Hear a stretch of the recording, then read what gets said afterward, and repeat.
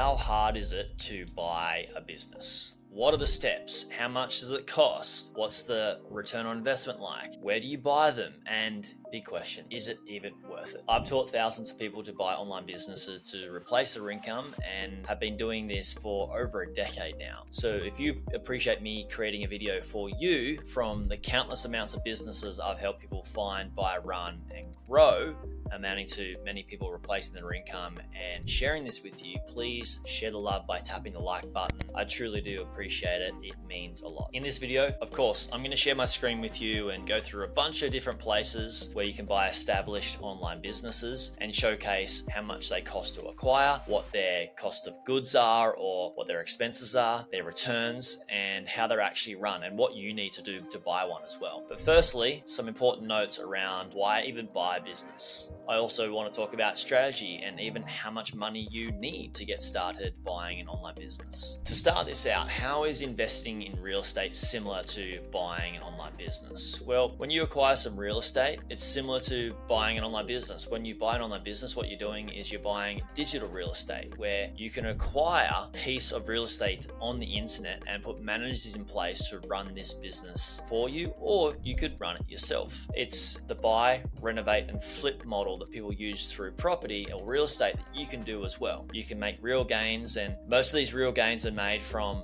time in the markets and not timing the market. So that's very important to understand. Same with real estate, same with online business. The only major difference is that real estate provides a 10% return on investment per year. On average, that's in the US. It's a little bit less in Australia. Our economy is a bit different and it can be even less in the UK as well. Whereas when you're acquiring an online business, this is internationally and globally because it's an online business which is international and global. These businesses provide a 20 to 30% return on your investment per year. That's 2 to 3 times real estate, and the growth with property is typically limited because you can only manufacture so much growth in property, whereas with an online business it's unlimited. There are no glass ceilings and you can manufacture as much growth as you possibly want. Now, when it comes to acquiring an online business, why would you buy an online business when you could start one from scratch? Well, because 90% of all startups fail. They're the facts from the Small Business Administration study. And if you only want to make money online, you shouldn't be starting something because you're focused on the money, not the quality of the product or service when you're starting something. So if you and your main goal is only to make money online, buy something that's already making money. I believe the only people that should start a business from scratch are people that are so passionate about a product or a service that does not yet exist in the world, and they have a neediness and a wantingness and a willingness to create that product and service and get it out there to help people. And then money for them is completely secondary. I feel most people who find me and my channel and watch these make money online videos, their main goal is to replace their income. And they just want that money to provide them a lifestyle. And if that's you, what I suggest is you go away and acquire an established business instead of starting one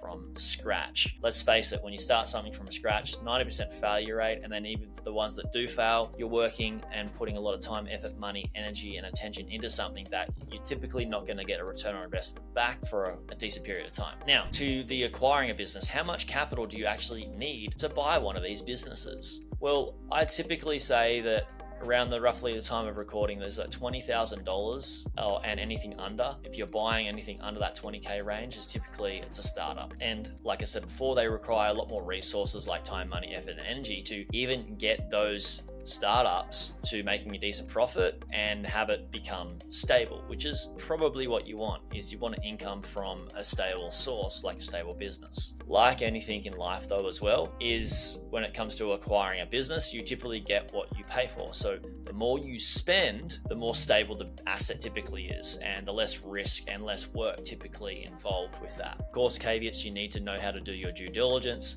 understand risks, and I'm going to talk about that shortly in the video. Now, nextly is strategy. You need to have a strategy. Be asking yourself, what type of business do you want to acquire, run, and own? Is it a media business like newsletters? Maybe it's an e-commerce business or a recurring revenue business. Now, there's a few different types of businesses within each of these ones. A media business is a business that can create content, right? It can be a YouTube channel. It can be a blog website. It can be a newsletter. It can be an Instagram account, a TikTok account, a Facebook page, a Facebook group, LinkedIn group. Now, media businesses are businesses that produce an income, or they get an income typically from revenue from ads on the media and or affiliate partnerships and relationships. Now, the great media businesses are the ones that sell their own products and services as well, because they typically earn a better ROI. So they're media businesses. And the cool thing about these media businesses is you can go away and acquire these businesses that are already earning ad revenue and maybe affiliate revenue and have great partnerships in place. And all you need to do is create the media or have your team create the media for you. E-commerce businesses, typically people are going to know what e-commerce businesses are. They're businesses that sell products, and they can be digital products, they can be physical products, and you can sell those products on your own Shopify store or WooCommerce store through your own brand, and or you can sell them on Amazon as well. Then we have recurring revenue businesses. These are typically SaaS businesses, software as a service, where people are selling software for an annual fee or a monthly recurring fee, and or it could be a membership business where people are selling a bank of content or a database of information, like typically a type of encyclopedia or something like that. So they're the different types of business models, and each of them have their own risks and their own level of rewards. And typically, if you're going to acquire an online business and it's going to be about lifestyle for you, find the one that you believe is going to have the least amount of risk, that's also going to be able to provide you the lifestyle that you want. Now, when it comes to knowing what type of business to buy, for people that are starting out, typically media businesses are easier because they're slower moving businesses. E-commerce businesses can be a little bit more faster paced, and you typically need to have a lot more money spent on marketing to gain some sales or traffic and sales. And if you don't know a lot about marketing, or the business does not have somebody who is a great marketing manager or consultant, then that can be a tricky one as well. As we move on to recurring revenue businesses, typically these businesses cost a lot more money because you're buying an asset where you've got a whole list of people that are paying you per month, and you're basically buying that list of people, and you've also maybe got a software involved with it or a bank of content, and they've got a lot less risk, so they're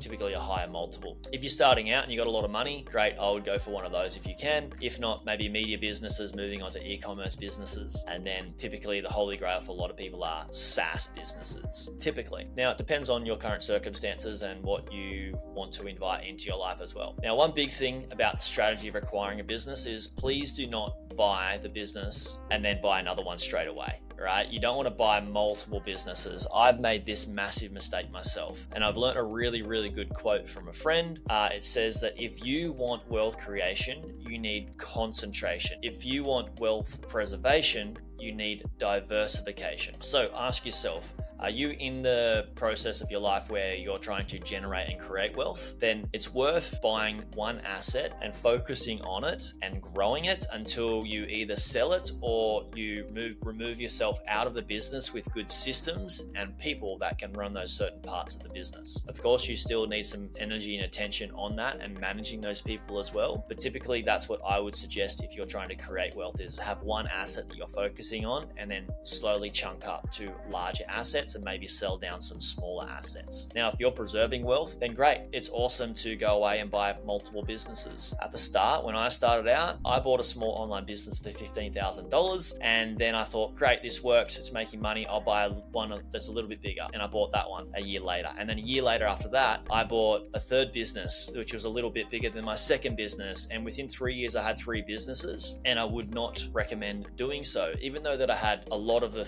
work outsourced, I still had time and attention that I needed to put on each one, and the ones that were working best and creating a better profit are the ones that got the focus and the attention, and the ones that didn't were the ones that sort of fell by the wayside. And that's a big important lesson for me to learn that I want to share with you. Now let's go away and have a look at where you can acquire these established online businesses. First up, flipper.com. Of course, I'm going to put links to all these places in the description. Flipper, you can go to browse and you can choose all the different types of websites that you like. For example, if you look at media businesses, you've got YouTube channels that you can look at. You've got social media accounts that you can look at. And then e-commerce businesses, I typically like the Shopify businesses over Amazon FBA businesses. You'll learn a little bit about that through due diligence. And then you've got, where are the SaaS businesses? Here we go. Then we got some SaaS businesses. I'm just opening up a few different links for you to showcase what it looks like when you're looking for these businesses for sale. So these are going to be YouTube channels. Now, media and community entertainment, this one's $20,000. Okay, it's making $650 per month, I should say, and it's 6 years old, and it's making money from ad revenue. Now, they've valued this business on a 2.6 profit. Okay, so if this is the average monthly net profit, if you times that by 12 and then you times that by 2.6, that's how they got this rough asking price of $20,000. Now let's just have a quick little look at it, and I want to point out some risks and some growth strategies. So they got 67,000, I would say, subscribers. They've only got 45 videos. Now they've got quite a few likes per video, and they've got 1 million viewers per post, roughly, which is quite good. I'm surprised it's only selling for $20,000, but maybe there's something that we are not seeing. With Flipper, you can join, you can get premium, and you can get access to a bunch more things. It is free to sign up. I'm in my own account right now. It's free to sign up and use without having to buy premium. And it looks like a pretty stable business. It did say it was 6 years old, so that's quite good. They're not going to give us anything in here unless we get premium, which is fine. But what you can do is you can get in contact with the seller and you can ask a bunch of different questions around the business. The questions I would be asking are around how often are you publishing? How much does it cost you to produce a video? And how much revenue do you get on average per video as well? I'd also be doing some competitive due diligence and looking at what other competitors are out there in the humor and entertainment space. Now, the cool thing about this business is it's a faceless entertainment YouTube channel. The risk with a business or a YouTube channel or a media business that has a personal brand is that to create more content, you typically want them to stay involved. And if they don't stay involved, you might lose some followers and some viewers. So there's that risk of personal brand dependency in a typically a type of media business like this. So looking for these faceless YouTube channels and faceless accounts are very, very valuable. That said, should you never buy a business that has a personal brand attached to it? No, not necessarily. You can add more influencers in that can create videos for you as well that may actually be far superior and better than the original owner and personal brand. But you need to do this very strategically. If you're doing this, reach out to me. I'm happy to help. Next, let's look at some social media accounts. So here we go. We've got a TikTok account. It's confidential, so we won't look at that. To have this be non-confidential, you typically need to sign what we call an NDA, which is a non-disclosure agreement. So a lot of these are quite confidential, but Crypto Guru Central, it's not making any money, but they're asking for $5,000. It's not something we'll want to look at. And I can understand why these are confidential is because you don't want people to come on here and just look at what's working and create their own social media accounts and become competitors, right? So it's worth signing an NDA to look at those. Next, let's look at some e-commerce businesses. These are Shopify stores. Here's one for 13 mil. Confidential. Here's a home garden one, $230,000. It's a 1.6 year multiple. So if you times this, AUD net profit, translate into US dollars, and then times that by 12, and then times that by 1.6, that'll give you the asking price. It is a dropshipping business with a 3PL, and 3PL stands for third party logistics. Let me show you some risks and growth strategies for a business like this. Really cool to see that it's a 13-year-old business, it's an aged business, decent profit margin, especially for what they say is drop shipping, but they're using a 3PL. So that's kind of conflicting data. Is it drop shipping or is it a 3PL? Now, they've definitely lost a lot of page views, but I'm not sure the revenue seems to stay the same, which is interesting. You will need to unlock this one, but you can also contact the seller to get more information as well. What I would be looking for a business like this is how many products are they selling? What are their best selling products? And what's the revenue split between their best selling products? Is there single source dependency on one product that sells really, really well? Also, is there a risk with supplier risk? Is there single source dependency on one supplier? And if so, how can you add more suppliers in or get backup suppliers to de-risk that? Also, I'd be looking at marketing. Is there single source dependency on one marketing channel? Can you diversify that as a growth strategy for the business? Now, when you acquire a business, any online business, if you just focus on de-risking the business, that allows the value of the business to be have a higher valuation just by de-risking it. And if you were to put it back on the market with far less risk than you typically bought it, you would typically achieve a far higher price. So that's enough of Flipper. Now let's look at Empire Flippers. Empire Flippers are really cool. You can sign up for free. You do need to provide proof of finances, and then they'll be able to give you access to a bunch of different listings. As you can see, they've got all the different types of businesses here. E-commerce, Amazon FBA, you've got, and it might just be on the filters, I've only got e-commerce businesses, but you can go to monetizations, you can choose different types of businesses. If you just go to all of them, they're going to give you basically all of the different types of businesses. You can also choose niches and platforms and stuff like that, but you can see you got blogs that are display advertising, you've got service-based businesses, you've got apps, all these different types of businesses. Now, let's go down to a lower price range. Most people starting out aren't buying around the top range of the 500K plus, but let's look at, say, this one. This one looks like a YouTube channel making $2,877 per month. It's a 33 multiple, which is a monthly multiple. So it's the 2877 times 33 will give you the asking price of $94,000. Let's have a quick little look at it for you. As you can see, it's a 3-year-old business, which is really good. It does have a domain, and it's got a content site. It's got an email list, which is absolutely excellent. Instagram and Pinterest, Facebook accounts as well. It looks like it might actually be a blog with a YouTube channel in the astrology niche. It makes most of its revenue from Mediavine, which is an ad revenue partner that plugs into websites, that puts ads on blogs, and then it makes a small portion of its income from YouTube. Facebook performance has a little boost as well. So this is mostly a blog, okay, a media business that is a blog with a YouTube channel attached to it and a bunch of different social media traffic, which it looks like organic social is basically 82% of the traffic, okay, which as you can see, it's just increasing over time, which is quite good. All right, as you see, the business is growing really, really well. That kind of looks like a decent business, to be honest. It takes them 9 hours a week to run this business, .info type of domain. And it's interesting, they've got a bunch of people in the Philippines and India and the US as well. And it's a Polish started business. Interesting. So it's a cool little business you could go away and do due diligence on. I want to show you 2 more marketplaces. One here is Motion Invest. You can go to Motion Invest, log in, free to set up an account, and then you can go to services and click on websites listed, and they'll have all these different websites listed for sale as well. Mostly these are content sites, right? Online content sites for sale. What content sites are is they're basically blogs, and mostly blogs make money through Amazon affiliate links or different affiliate partners. Mediavine, like I mentioned before, which is an ad revenue partner, and then you've got Zoic, which is an ad revenue partner as well. So as you can see, these are typically content sites. Normally they're under the $50,000 price range on Motion Invest, and you can scroll through and see how much they're asking for these businesses. This one's a little bit more than usual, $120,000. It's in the food and drink space, and they're making $2,800 per month. It's quite a high multiple, 43 for the time of recording anyway, where the market is. If you guys want market insights and help from me, reach out, info@buyingonlinebusinesses.com. Ask me some questions. I know so much about the market because I'm in it. I'm buying businesses and helping people buy businesses in the space. So yeah, that's Motion Invest. Check them out. Lastly, we have investors.club. These are a bunch of different types of businesses, blogs again, and e-commerce shops. Sometimes they're going to have different types of businesses. As you can see, you've got the asking prices, you've got the multiple, it's an annual multiple, and they give you how much they're making. They also tell you the monetization, advertisements, so ads on the website, and then selling links. Selling links means people that want to link to your, or link from your website to their website, they'll pay for links if the website or the blog has a good domain authority,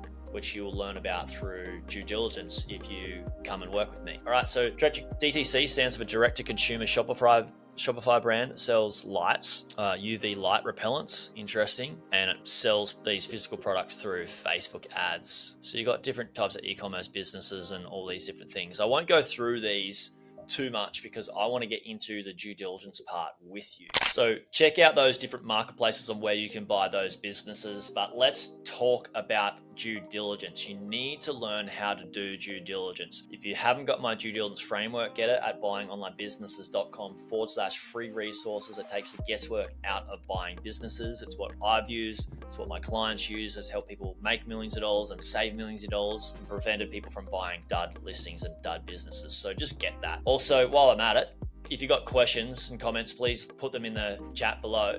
And if you just want to reach out, say hello, or ask me questions, head to info@buyingonlinebusiness.com. That's my email. Reach out. I'm here for you guys. Now, due diligence. So critical that you need to learn how to do this. There's a few different types of due diligence. Firstly, we got traffic and marketing due diligence. With traffic and marketing, you need to understand where the traffic is coming from and is it a diversified stream of traffic? Is there single source dependency on traffic coming from one source? If that source changes due to an algorithm change on, say, social media or organic search, would the website get less traffic, and what would that mean for sales?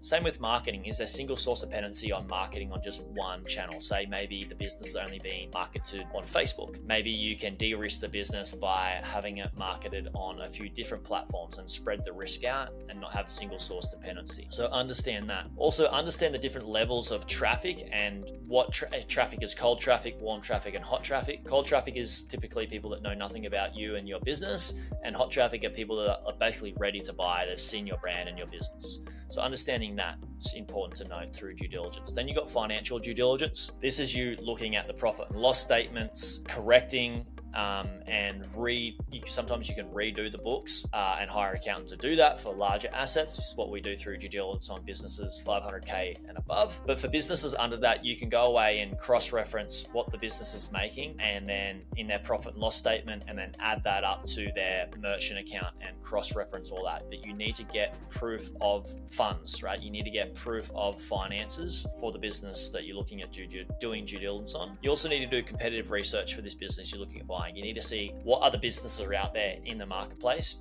selling the same products or services or running the same type of media business as this business, and work out how much better are they and what does this business need to do to get to that level, and how much would that cost in terms of time, money, effort, and energy. Then we also want to get to the negotiation phase. Now, there is an art to negotiating, and that is what I typically say is not to negotiate. And there's so many things you need to learn to get to a point where you don't need to negotiate. Typically, that's becoming a great investor and a buyer and knowing the market. And if you don't want to go through this, then tap into somebody like myself that can do that for you. Now, due diligence, I teach all of this in my Buying Online Businesses course. If you head to my website at buyingonlinebusiness.com, you can check that out. It's very, very valuable, and it has helped people crush it in the online space and replace their income. So I hope you guys got so much value from this video on how to get started buying online businesses. My name's Jared Krause. If you have watched this up until now, I'm sure you liked the video. So please do me a massive favor and tap the like button. I really do appreciate it. It helps me help more people and prevent people from getting taken advantage of online. Also, I want to ask you, please possibly consider subscribing, because I have so much content around how to buy great online businesses,